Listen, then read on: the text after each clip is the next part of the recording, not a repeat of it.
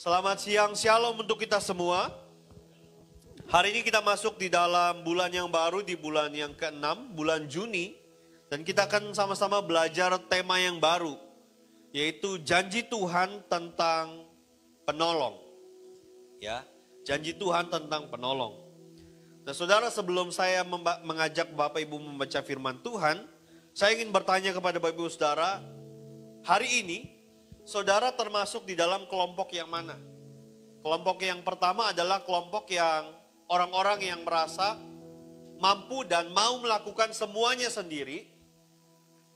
Atau kelompok yang B, orang-orang yang butuh pertolongan. Anda yang A atau yang B? Yang A boleh angkat tangan? Yang B boleh angkat tangan? Yang bingung? Saudara, setiap kita butuh ditolong, katakan amin. Ya. Tidak ada manusia yang bisa melakukan semuanya sendirian. Nggak ada, saudara.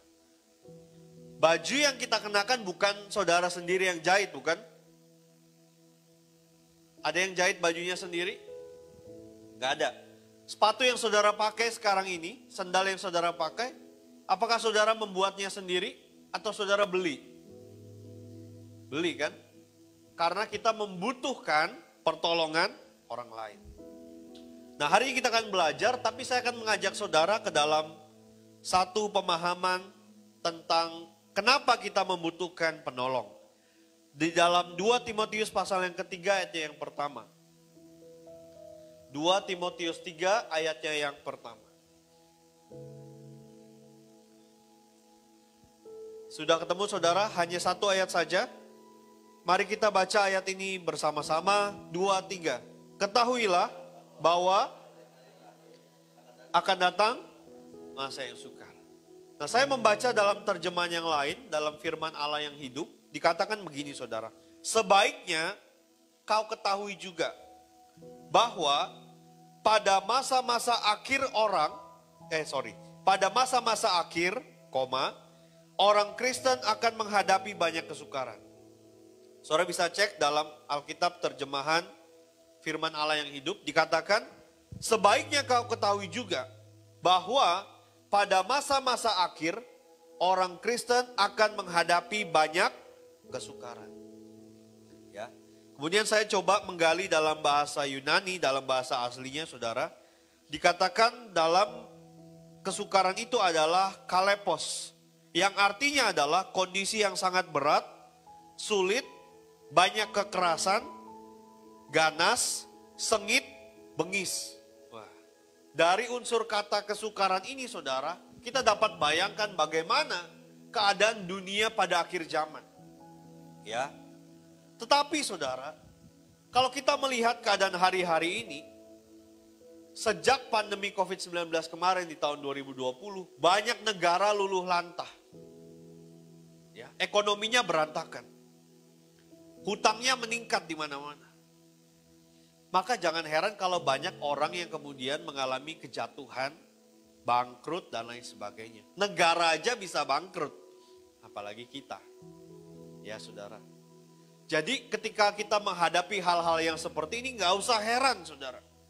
Karena firman Tuhan sudah mengatakan pada masa-masa akhir akan datang masa yang sukar.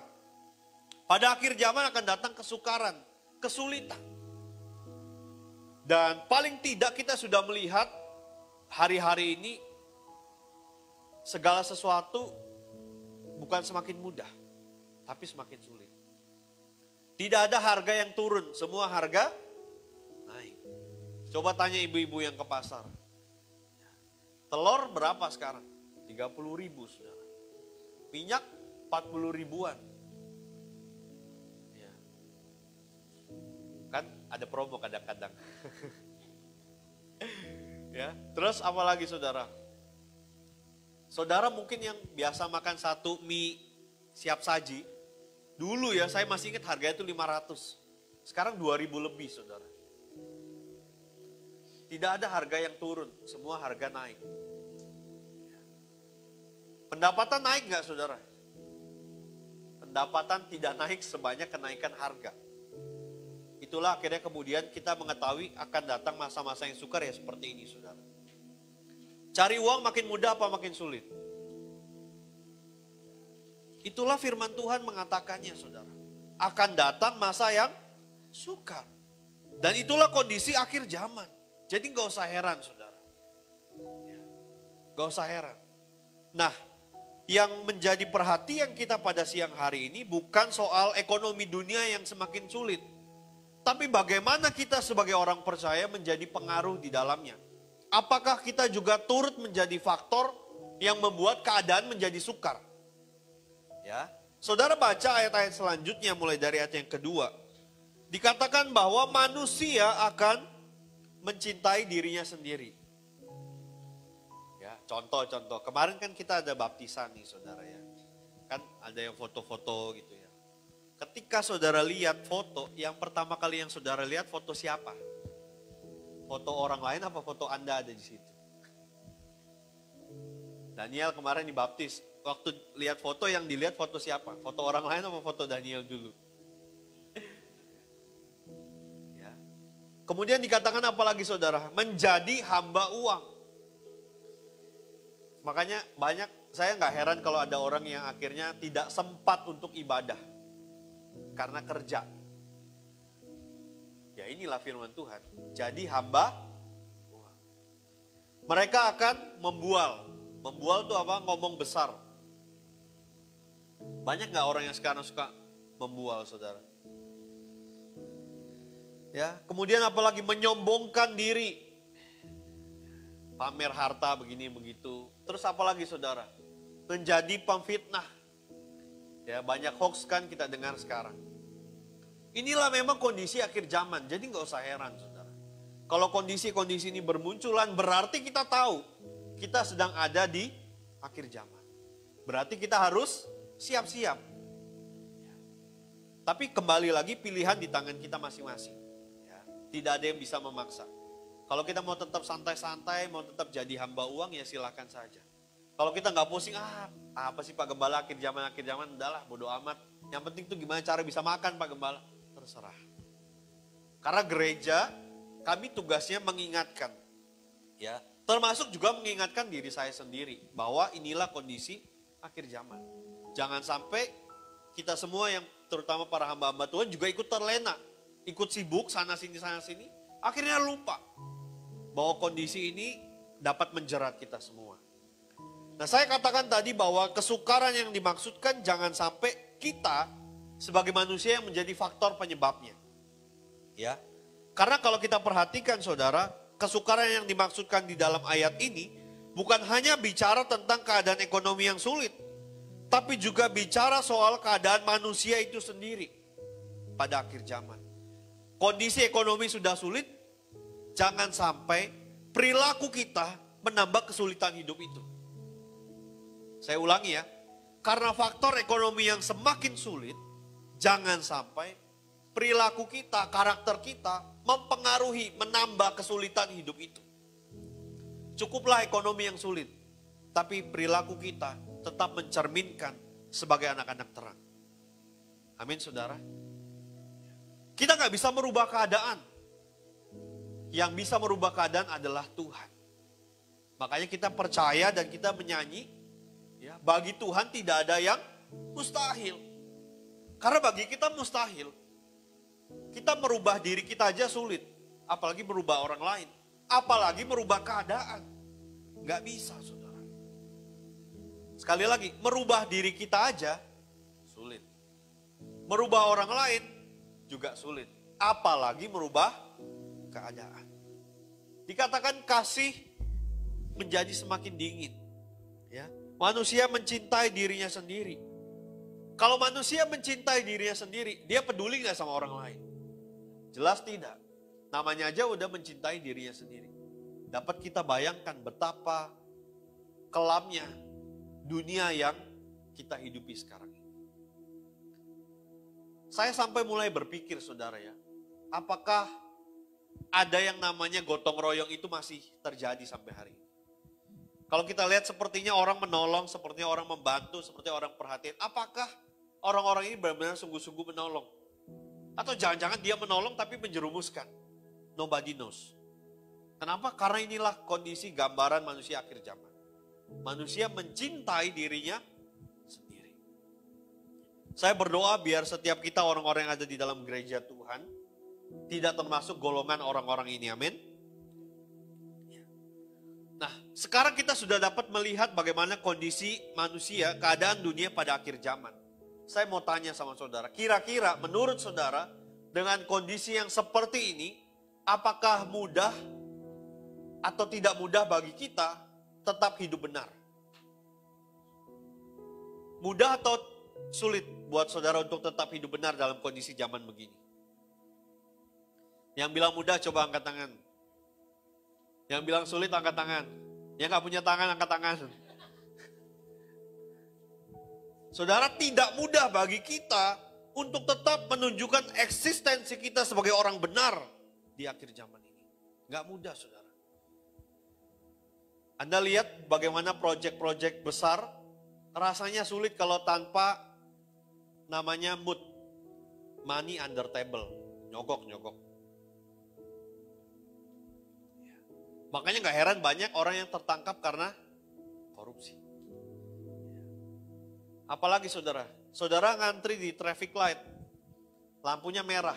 Merah jalan apa berhenti saudara? Tapi kok banyak yang jalan?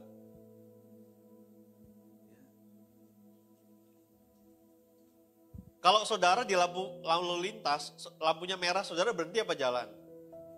Yang benar. Ya. Dalam kondisi yang seperti ini tidak mudah loh saudara. Nggak usah ngomong terlalu tinggi lah. Jaga kekudusan terlalu tinggi mungkin ya. Lampu merah dulu aja, lampu lalu lintas. Lampunya merah, jalan apa berhenti? Ngelihat orang kan enak ya, nggak kena macet, udahlah. Toh nggak ada mobil lagi, nggak ada motor lagi, udahlah bablasannya. Saudara, saya mau katakan, tidak mudah menunjukkan eksistensi kita sebagai orang benar untuk hidup di akhir zaman ini. Gak mudah, saudara. Ada banyak hal yang bisa mempengaruhi kita, yang bisa menggoda kita untuk kita bisa ikut dalam arus dunia ini, saudara. Ya, saya gak perlu kasih contoh yang lain lah, cukup itu aja ya. Saudara ngurus surat-surat administrasi, yang gampang lah, bikin SIM. Ngurus sendiri apa nembak saudara? Ngurus sendiri lama pak, ujiannya pasti gak lulus. Ya kan? Kalau nembak, ya pasti dapat. Ya itulah saudara. Rasanya sulit sekali untuk kita bisa tetap menunjukkan eksistensi kita sebagai orang benar di zaman akhir ini, di akhir zaman ini. Makanya Tuhan memberikan penolong bagi kita. Kenapa? Karena dia tahu kita ini manusia yang lemah dan terbatas. Kita ini manusia yang mudah tergoda. Ya, coba para pria melihat wanita cantik. Matanya ngelirik apa kepalanya nengok? Beda loh, beda. Matanya ngelirik kan begini. Kalau kepalanya nengok,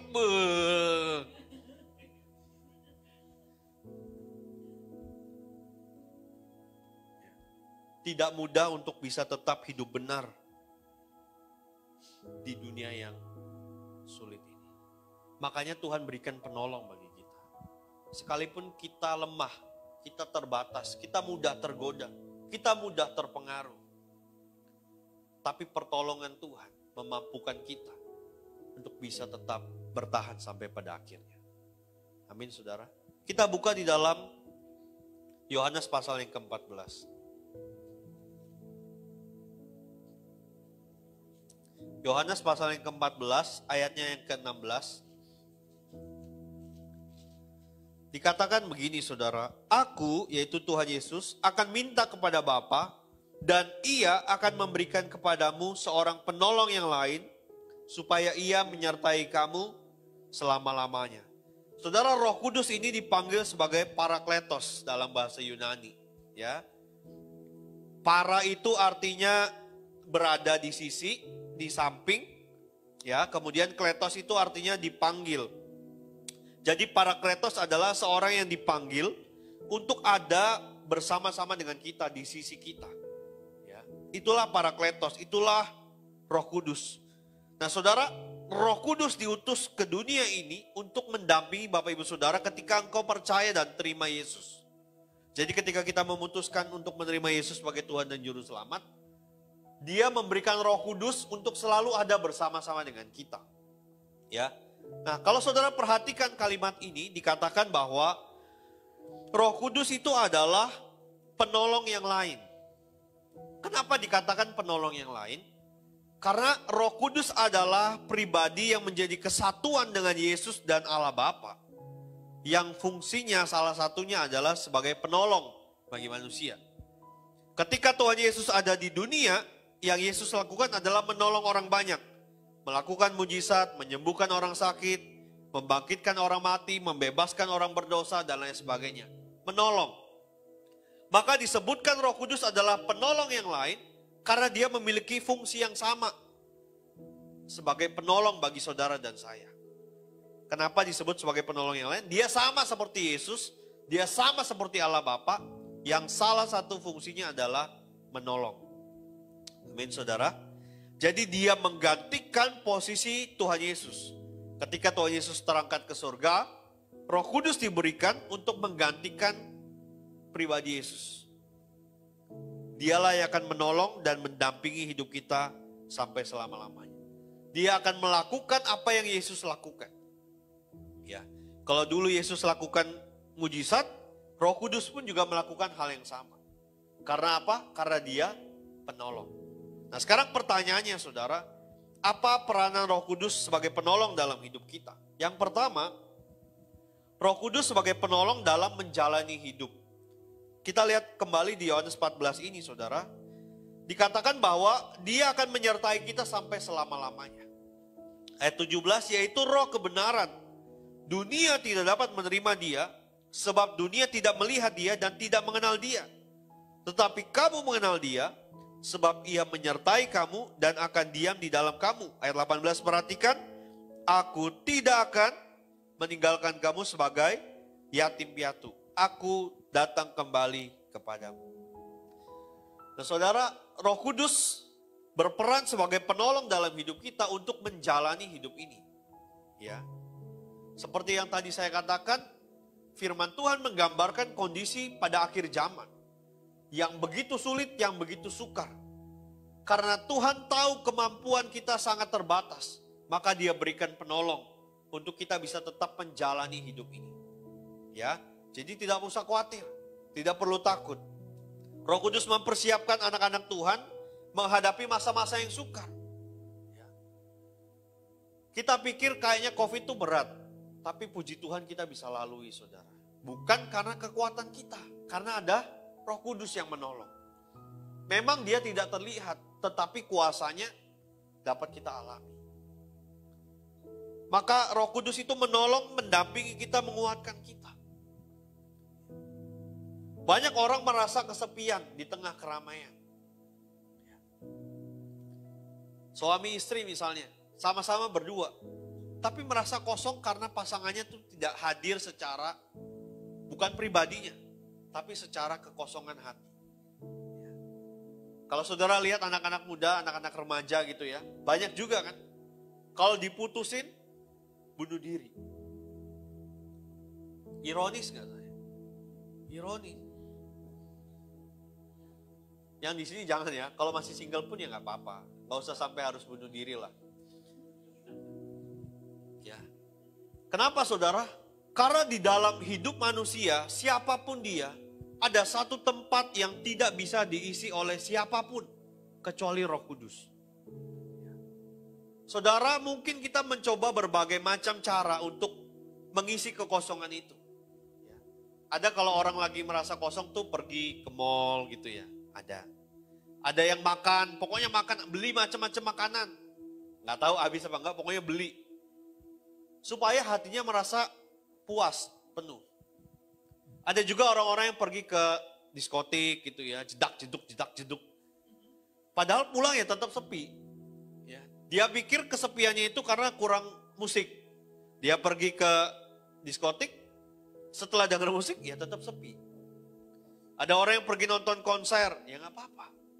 Ada yang staycation, jalan-jalan, ya gak apa-apa.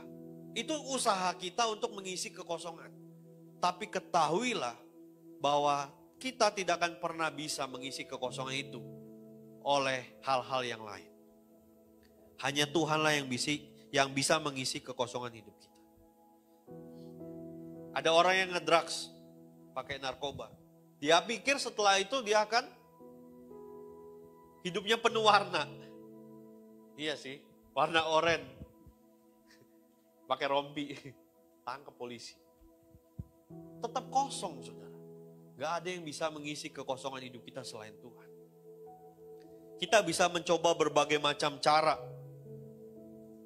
tapi kita akan tetap kesepian. Saya mau katakan ini bahaya sekali, saudara. Bahaya. Yang paling natural lah. Saya mengalaminya sendiri begini, saudara. Ketika mama saya meninggal, papa saya tuh begitu kesepian. Padahal ada anak-anaknya. Mau apapun, mau kemanapun, anak-anaknya itu selalu ada di situ. Tapi tetap merasa kesepian. Sampai akhirnya 5 bulan kemudian papa saya nyusul mama saya. Gak tahan, terlalu sepi. Manusia bisa mencoba berbagai macam cara mengisi kekosongan kesepian hidupnya. Tapi ketahuilah saudara, tidak ada yang bisa mengisi. Karena itu adalah tempatnya Roh Kudus dalam hidup kita. Mau nonton live musik apapun, tetap gak bisa saudara. Pulang ya tetap sepi. Padahal di tengah keramaian tetap sepi. Kenapa? Karena Roh Kuduslah yang bisa mengisi kekosongan hidup kita. Yang sudah menikah nih, kenapa kita bisa tertarik sama lawan jenis yang lain? Ya, misalnya contoh suami dan istri. Kenapa suami bisa melirik wanita lain? Kenapa istri bisa melirik pria lain yang bukan pasangannya? Karena kosong.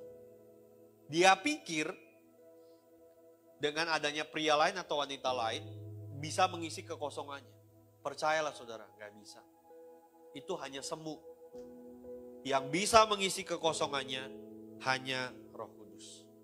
Makanya dia berkata, aku tidak akan membiarkan kamu menjadi yatim piatu. Yesus buru-buru tuh, setelah dia terangkat, datanglah Roh Kudus. Karena dia tahu, minggu lalu kita sudah dengar khotbah. Ketika Tuhan Yesus naik ke sorga, murid-murid mulai terombang-ambing, bingung. Harus ngapain, harus gimana. Makanya Roh Kudus itu diberikan supaya kita tidak menjadi yatim piatu. Supaya kita tahu bagaimana menjalani hidup ini. Apa yang harus kita lakukan di dalam hidup ini. Kesepian itu adalah hal yang berbahaya, saudara. Ya. Ada gak orang yang kesepian di dalam gereja? Ada loh, saudara. Ya. Ada orang yang kesepian di dalam gereja. Kenapa? Karena datang ke gereja sebagai kewajiban orang Kristen. Jadi begitu dia pulang ya udah sama aja. Makanya gak heran saudara, ada orang pulang gereja tuh berantem. Pernah nemuin gak saudara? Saya berdoa di sini jangan ya saudara, bikin malu. Namanya bagus metanoia, pulang gereja berantem. Jangan ya saudara, tolong.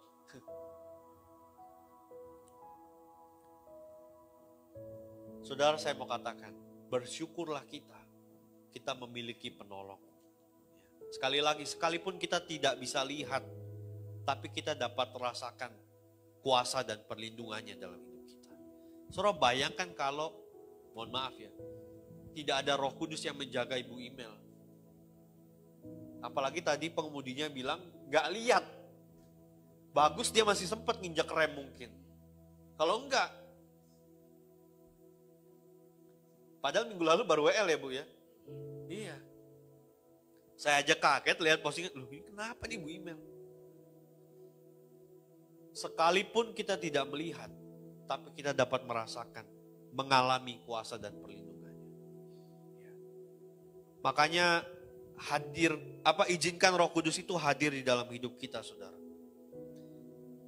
Jangan biarkan kekosongan ini diisi oleh yang lain. Hanya Roh Kuduslah yang bisa mengisi kekosongan di dalam hidup kita.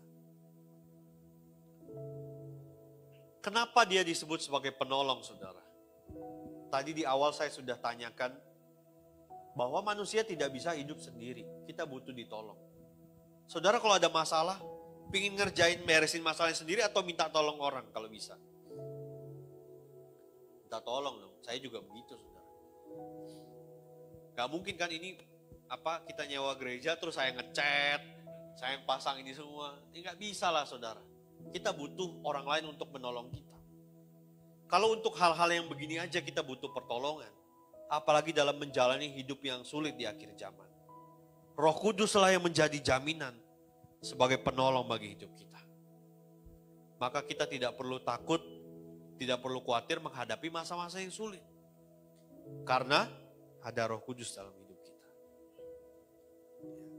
Waktu saudara bergumul menghadapi masalah, menghadapi kesulitan. Saudara sudah berdoa, kok rasanya Tuhan gak jawab. Rasanya Tuhan mungkin gak dengar. Atau mungkin Tuhan lagi sibuk. Padahal Tuhan itu dekat dengan kita. Roh Kudus itu ada bersama dengan kita. Ada sebuah lagu lama yang saya suka, saudara. Berseru, memanggil namanya, berdoa, dia akan segera menghampiri dirimu. Percaya, dia tak jauh darimu. Dia hanya sejauh. Pertanyaannya berdoa apa enggak? Udah gitu aja. Ya, itu yang pertama, saudara. Yang kedua, Roh Kudus berperan sebagai penolong dalam mengajar, melakukan firman Tuhan. Yohanes 14 ayat yang ke-26, saudara.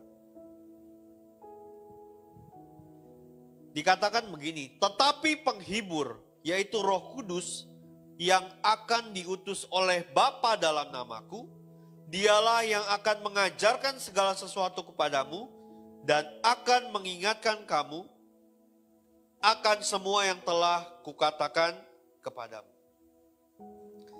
Saudara lihat bahwa di bagian pertama dikatakan, barang siapa mengasihi aku, ia akan menuruti segala perintahku. Tetapi masalahnya kita diperhadapkan dunia akhir zaman ini yang sulit. Makanya saya katakan tadi tidak mudah untuk kita bisa tetap menunjukkan eksistensi kita hidup benar di akhir zaman. Ya. Maka Roh Kudus berperan dalam hidup kita sebagai penolong dalam mengajar, melakukan firman Tuhan.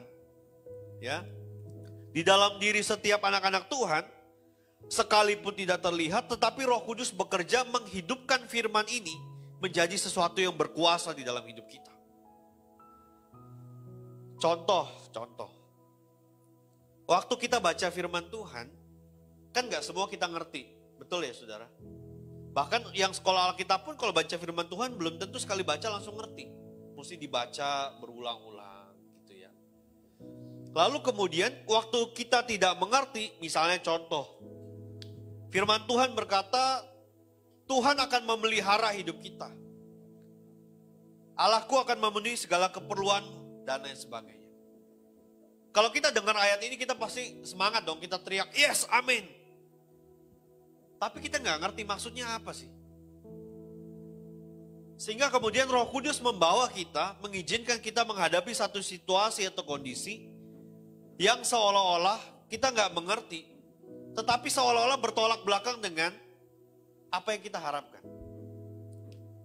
Lalu kemudian kita belajar karena dituntun untuk melakukan firman Tuhan. Dan akhirnya kita melihat bagaimana Tuhan akhirnya mencukupi apa yang kita perlukan. Inilah peranan Roh Kudus, saudara.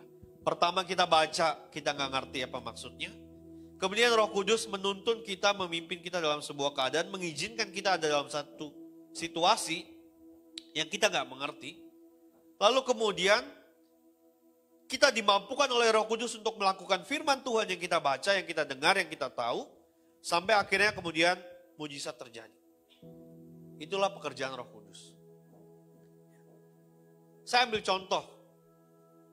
Misalnya rancanganku adalah rancangan damai sejahtera, bukan rancangan kecelakaan. Terus Bu Imel ngomong, Tuhan, kan firman Tuhan bilang rancangan damai sejahtera, bukan rancangan kecelakaan. Tapi kok aku kecelakaan? Bisa nggak Bu Imel ngomong gitu? Bisa. Tetapi disinilah dalam ketidakmengertian Ibu Imel, saya ambil contoh nggak apa-apa ya Bu Imel. Roh Kudus berperan mengajarkan kepada kita yang tidak kita mengerti. Kan firman Tuhan bilang rancangan damai sejahtera bukan rancangan kecelakaan. Kok saya ngalamin kecelakaan? Ada dua tipe. Yang pertama, dia belajar, Tuhan apa yang terjadi dalam hidupku? Apa yang engkau kehendaki? Apa maksud Tuhan? Atau yang kedua, kalau saya jadi Bu Imel, saya akan bertanya, Tuhan, engkau kemana? Kok nggak jagain saya? Kok saya sampai celaka nih Tuhan? Saudara pilih yang mana? Orang yang pertama atau orang yang kedua? Tapi orang yang pertama akan dibawa oleh Roh Kudus untuk mengerti. Ketika bersyukur, ketika tetap memuji Tuhan, ketika tetap melihat bahwa Tuhan baik, ya, sampai akhirnya bisa mengerti, oh ternyata mengampuni orang yang nabrak itu sulit. Betul ya Bu? Orang tadinya mulus, tiba-tiba harus dijahit. Mengampuni mudah apa sulit? Sulit. Kalau saya jadi Bu Imel, mungkin saya bisa ngomong, Bapak matanya kemana? Ini bahasa Indonesia nih, kalau bahasa Jawa kan lebih matamu. Gitu. Ya. Mengampuni itu sulit. Tapi dalam keadaan yang kita tidak mengerti, ketika kita diperhadapkan, kita diizinkan mengalami sesuatu, Roh Kudus akan menerangi kita, menuntun kita, sampai kita mengerti apa maksud Tuhan. Sehingga ketika kita memilih untuk taat melakukan firman Tuhan, kita melihat kuasa firman Tuhan itu nyata dalam hidup kita. Tapi sekali lagi saudara, pilihan di tangan kita.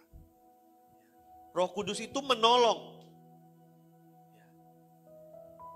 Berarti kitanya juga harus melakukan sesuatu. Contoh.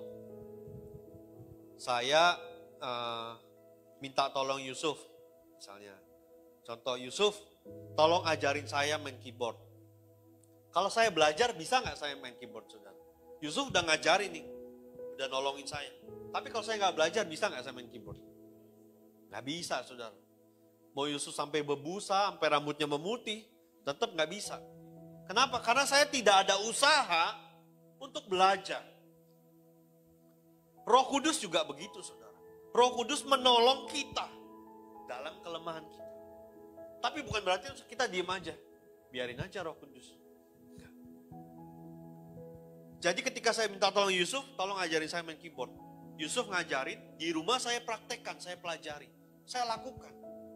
Yusuf ajarin lagi minggu depannya, saya belajar lagi. Sampai akhirnya saya bisa. Itulah pekerjaan Roh Kudus. Roh Kudus menolong kita, bukan berarti kita diam saja. Tetapi kita melakukan sesuatu, disempurnakan oleh pekerjaan Roh Kudus. Itu maksudnya. Kalau kita pikir kita diam aja, kita nonton aja, lihat kira-kira Tuhan mau ngapain ya, gak akan terjadi apa-apa dalam hidup kita, saudara. Kita berjalan bersama-sama dengan Roh Kudus. Dikatakan dia tidak membiarkan kita menjadi yatim piatu. Jadi ketika kita sedang menghadapi masalah, Roh Kudus juga merasakan apa yang kita rasakan. Saya percaya ketika Bu Imel mengalami kecelakaan itu, Roh Kudus gak tertawa, hehe kasihan. Dia merasakan kesedihan yang mendalam. Tapi dia ada di sana. Bayangin saudara, kalau gak ada Roh Kudus, motornya juga bisa hilang. Betul gak Bu? Handphonenya, dompetnya semua bisa hilang semua.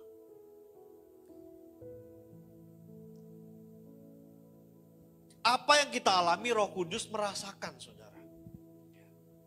Sehingga ketika kita mungkin ditipu orang, ketika kita disakiti orang, Roh Kudus juga merasakan apa yang kita rasakan. Tetapi Roh Kudus menolong kita untuk melakukan firman Tuhan. Ketika kita ditipu, ketika kita disakiti, Roh Kudus berkata ampuni. Ketika kita belajar mengampuni, mengikuti seperti apa yang Roh Kudus perintahkan, maka kuasa daripada firman Tuhan itu dapat kita alami dalam hidup kita.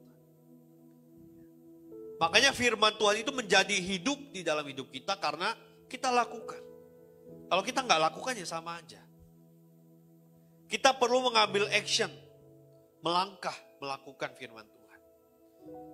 Disitulah kita tahu Roh Kudus itu bekerja. Kita berdoa, kita bergumul, kita menghadapi masalah.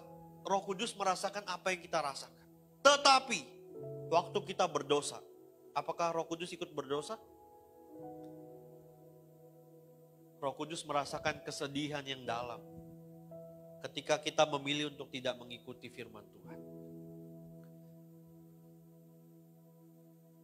Waktunya ibadah, waduh, ada pekerjaan yang lebih penting. Waktunya berdoa, nggak keburu, udah telat mau ke kantor. Ada banyak alasan. Kalau kita menciptakan alasan, saya rasa manusia itu paling jago menciptakan alasan. Kenapa nggak ibadah? Oh iya Pak, nggak sempet Pak, kemarin ada tamu, ada saudara datang. Kenapa nggak melayani? Oh iya Pak, soalnya saya lagi sibuk nih, ada urusan di kantor. Tapi waktu lagi sakit, Tuhan tolong. Ya, saya tidak menyindir, hanya mengingatkan. Kalau saudara tersindir berarti bagus, masih punya perasaan. Ya, jangan kalau kita sudah tidak berdaya baru kita bilang, Tuhan aku mau melayani, aku mau mengabdikan hidupku. Kalau udah kepentok baru, Tuhan tolong Tuhan aku angkat tangan. Kalau saya jadi Tuhan tak tutup. Ngapain aja lu selama ini? Bahkan yang paling sederhana saudara. Di dalam Roma pasal 8 dikatakan, Roh Kudus tuh menolong kita untuk berdoa. Kita pikir mungkin ya, selama ini kalau berdoa tuh ngapain sih? Berdoa tuh kita ngomong, Tuhan, aku nih hari ini begini Tuhan. Tadi tuh si ini begini. Selesai, amin. Itu bukan berdoa saudara. Itu laporan. Lapor. 1, 2, 3, laporan selesai. Itu laporan. Kalau berdoa, saudara mengutarakan apa yang ada dalam diri saudara. Lalu dengarkan apa respon Tuhan. Itu berdoa. Kenapa? Karena hidup yang kita jalani ini, kita sedang tidak menjalankan agenda kita saudara. Karena firman Tuhan berkata, hidupku bukan milikku lagi, tapi Kristus. Maka ketika kita mengutarakan sesuatu kepada Tuhan lewat doa, kita perlu mendengar apa yang Tuhan mau. Apa agenda Tuhan selanjutnya. Itulah berdoa. Kalau saudara cuma bilang Tuhan begini, amin. Itu laporan, bukan doa. Yang hari ini masih laporan, bertobat. Ya. Yang hari ini kerjanya masih cuma laporan, berdoa. Saudara ceritakan, Tuhan aku mau melakukan firman Tuhan. Tapi sulit Tuhan. Dia jahat. Aku mau ampuni tapi sulit Tuhan. Tapi aku mau Tuhan. Dengarkan Tuhan bicara. Disitulah kita tahu kuasa Tuhan itu nyata. Seringkali kita hanya membiarkan kita yang bicara tapi giliran Tuhan yang mau bicara, stop, selesai. Ingat saudara, yang kita jalani sekarang ini adalah agendanya Tuhan, bukan agendanya kita. Kalau kita masih banyak agenda kita yang kita lakukan, waduh. Gak heran kalau hidup kita biasa-biasa aja. Gak ada sesuatu yang berubah, gak ada sesuatu yang berarti. Karena kita menjalankan apa yang kita mau, bukan apa yang Tuhan mau. Ya.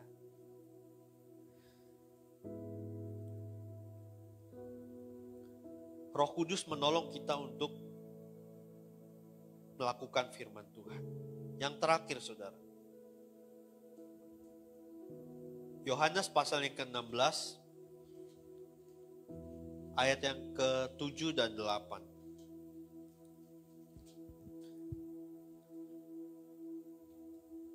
Namun benar yang kukatakan ini kepadamu adalah lebih berguna bagi kamu jika aku pergi. Sebab jikalau aku tidak pergi, penghibur itu tidak akan datang kepadamu. Tetapi jikalau aku pergi, aku akan mengutus dia kepadamu. Dan kalau ia datang, ia akan menginsafkan dunia akan dosa, kebenaran, dan penghakiman. Saudara, peranan Roh Kudus sebagai penolong yang ketiga adalah menolong dalam memimpin kita kepada kebenaran. Saudara, perhatikan ayat yang ketujuh baik-baik. Dikatakan begini, namun benar yang kukatakan ini kepadamu adalah lebih berguna bagi kamu jika aku pergi. Saudara, coba mulai bayangkan ketika Yesus lagi ngomong ini, saudara ada di zaman itu. Ya, Yesus ngomong nih, adalah lebih berguna jika aku pergi. Selama Tuhan Yesus ada di bumi, saudara lihat kemanapun Yesus mengajar, kemanapun Yesus menyembuhkan orang sakit, Yesus membangkitkan orang mati, saudara lihat nih. Terus ketika satu hari dalam perkumpulan Yesus lagi ngajar, Yesus ngomong, adalah lebih berguna jika aku pergi. Kalau saudara jadi salah satu orang yang ada di situ, bagaimana respon saudara? Kalau saya bilang, jangan Tuhan. Kalau saya ada di situ pada waktu itu, saya akan berkata, Tuhan mendingan engkau di sini, jangan pergi. Kenapa? Karena kalau saya sakit, ibu gembala tinggal datang. Tuhan Yesus, suamiku sakit, sembuhkan dia. Langsung sembuh. Gak pakai nanti, gak pakai setahun, 2 tahun lagi, saudara. Misalnya contoh, Tuhan aku lagi kekurangan nih Tuhan. Tuhan cukupi. Kenapa? Karena Yesusnya ada di sana. Yesusnya hadir di situ dan kita ada di situ. Saudara lebih pilih mana? Yesus pergi atau Yesus tetap ada bersama dengan saudara? Kenapa? Karena kita manusia butuh penolong tuh yang kelihatan, bukannya nggak kelihatan. Benar atau betul? Kalau kelihatan kan enak, Pak Billy saya minta tolong ya, kelihatan. Coba kalau Pak Billy nggak kelihatan, gimana saya ngomongnya? Gimana minta tolongnya? Gimana saya tahu Pak Billy itu udah nolong saya apa belum? Itu maksudnya. Kalau Pak Billy kelihatan saya minta tolong, jelas.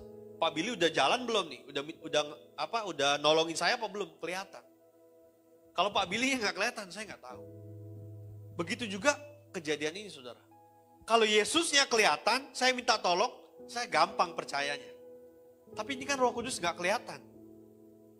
Gimana mau percayanya? Gampang nggak? Itu, saudara. Tetapi Yesus berkata, lebih berguna jika aku pergi. Kalau kita ada masalah kan enak ya. Tuhan Yesus minta waktu dong, 4 mata mau ngobrol. Tuhan Yesus, oke siap. Langsung kita datang, ketemu ngobrol. Masalah kita selesai hari itu juga, detik itu juga. Karena ada Yesus di situ. Kalau saudara berdoa, Tuhan tolong gini. Selesai gak saudara? Kita bertanya-tanya, Tuhan ini ngapain ya? Kira-kira Tuhan mau lakuin apa ya? Benar gak saudara? Tapi disitulah kita belajar percaya. Sekalipun kita tidak melihat, tetapi hati kita percaya.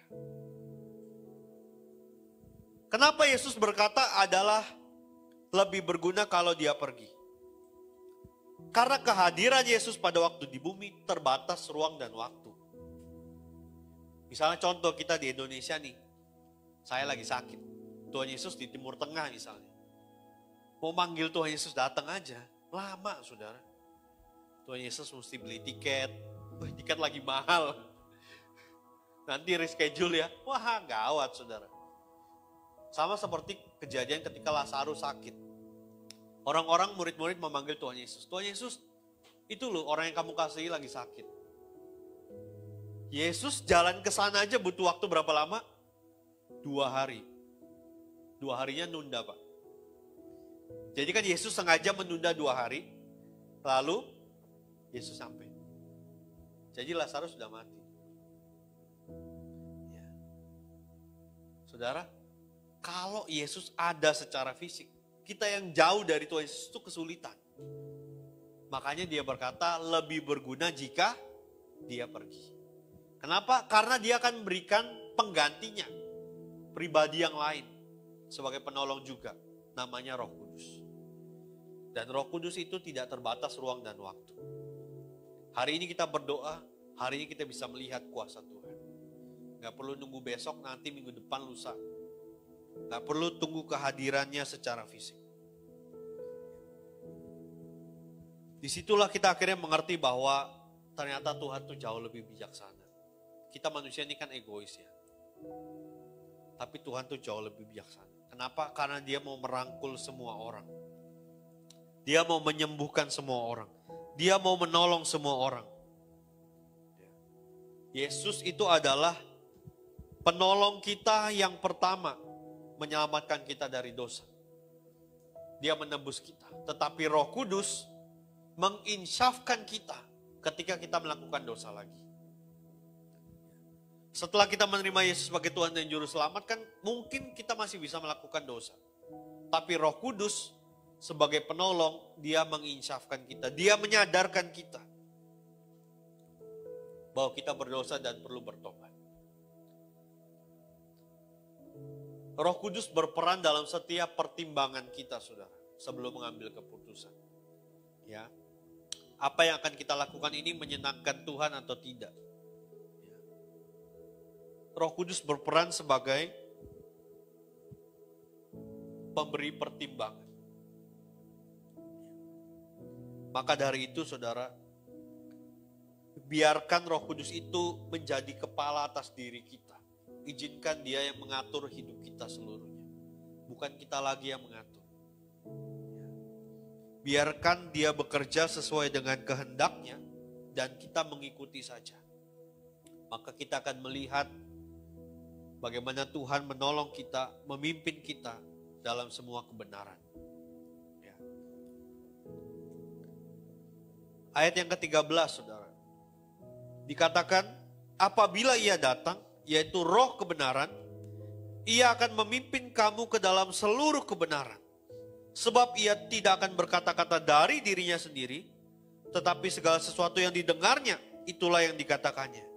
Dan ia akan memberitakan kepadamu hal-hal yang akan datang. Yohanes 16 ayat 13. Jadi Roh Kudus yang diberikan kepada kita, dia akan memimpin hidup kita di dalam seluruh kebenaran.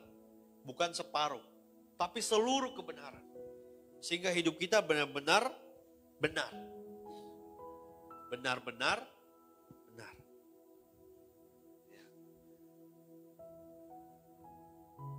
Biarlah Roh Kudus menginsafkan kita, saudara. Ya, ketika kita melakukan kesalahan, kita sadar, kita ambil keputusan, iya Tuhan saya salah, saya bertobat Tuhan. Ya.